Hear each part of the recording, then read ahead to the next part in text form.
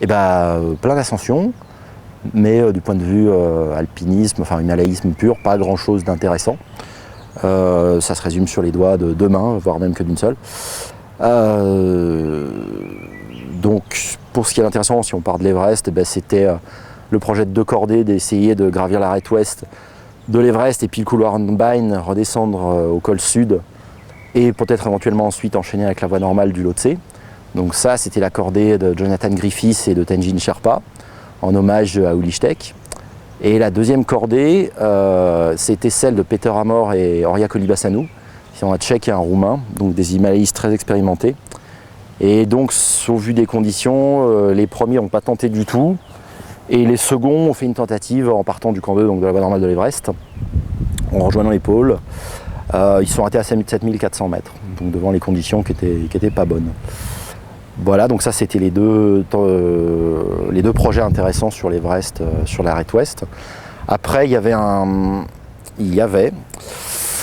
alpiniste himalayiste japonais qui venait sur l'Everest depuis 2012, qui s'appelait Nobukazu Kuriki, qui lui, donc en 2012, avait déjà tenté l'arête ouest de l'Everest. S'était gelé tous les doigts de des mains, et avait déjà dit à l'époque « je reviendrai ». Donc il est revenu toutes les années qui ont suivi quasiment. Et cette année, donc, il avait pas trop dit ses plans aux autres équipes sur place. Mais donc son corps a été retrouvé au-dessus du camp 2 après avoir fait une tentative dans la voie Bonington en face sud-ouest de l'Everest, à gauche dans la face donc.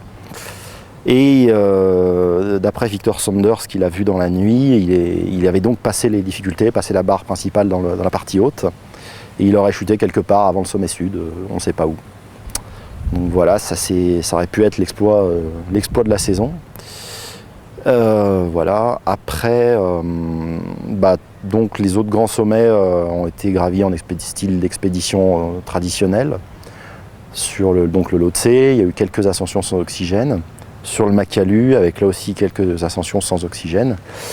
Et sur le Kangchenjunga, où là, il n'y a pas eu du tout d'ascension sans oxygène. Enfin, une personne qui a dit avoir fait sans oxygène et qui s'est arrêtée sous le sommet, en fait. Voilà. Et après, donc, il y a eu une tentative française au Chamlang, en face nord du Chamlang, donc sur le pilier nord, donc, qui est un objectif qui est convoité depuis pas mal d'années déjà. Et donc là, l'équipe qui devait être composée au départ d'Antoine Quérol, donc Quérol n'a pas pu venir suite à la tentative d'assassinat qu'il y a eu sur lui. Donc l'équipe est arrivée, ils se sont acclimatés tant bien que mal, et puis ils ont posé une tentative au final jusqu'à 6500 mètres, où ils ont passé une nuit et au final sont redescendus au vu des conditions météo et puis du manque d'acclimatation de certains membres. Donc ça c'était très intéressant, même si ça n'a pas allé au sommet. Et après, en dernier lieu, il y a eu une cordée tchèque, Marek Olejček et puis Zdeněk Hák, il me semble, oui c'est ça. Donc la même cordée qui a réussi une nouvelle voie en face sud-ouest du Viacharbomb 1 l'an dernier. Qui eux sont allés au Kiajori, donc un petit sommet du Khumbu dans l'ouest. Et donc là ils ont fait l'une première dans la face ouest, qui est une grande face qui est vierge, donc avec un très grand pilier qui est vierge. Et donc ils sont passés plutôt à gauche dans la face, ils ont rejoint les pôles nord, qui est dans les 5900 mètres par là, posé un camp, ils ont fini le lendemain par la face nord-est, qui elle aussi était vierge, où il y avait eu 2 tentatives en 2009 et 2011. Et ils sont arrivés au sommet, et voilà, donc ça a été la belle ascension réussie en style alpin de la saison pour l'instant, avant peut-être qu'on apprenne d'autres ascensions, comme c'est à chaque fois le cas, parce que on n'a ni le compte exact des voies normales avant 5 à 6 mois, le temps de recroiser les informations, et puis il y a toujours des expéditions qu'on manque.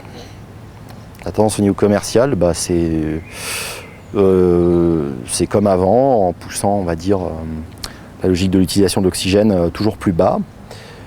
Donc là, côté nord, maintenant ça part même plus du col nord à 7000 mètres, ça part du camp de base avancé à 6004. Donc la prise d'oxygène de ce camp-là jusqu'au sommet et idem pour le retour. Et côté népalais, c'est depuis le camp 2 là aussi à 6004-6005, sommet et retour.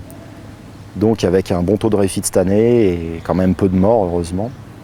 Et puis sinon des choses dont on nous a fait part au col sud donc de l'Everest, côté voie normale. Là, il y a des entreprises, enfin qu'on appelle ça, des agences de trek qui maintenant, pour ne pas avoir à redescendre leur tente ou leur matériel, les abandonnent sur place en découpant le logo de leur entreprise qui est normalement floqué sur les tentes. Comme ça leur évite d'être repérés. Et voilà, donc ça c'est un peu les deux tendances. Voilà, de plus en plus d'oxygène. Et a priori, il n'y aura pas de limite à ça. Et il faut peut-être bien s'attendre à ce que ça parte depuis le camp de base, un de ces quatre, des deux côtés. Donc c'est du tourisme organisé.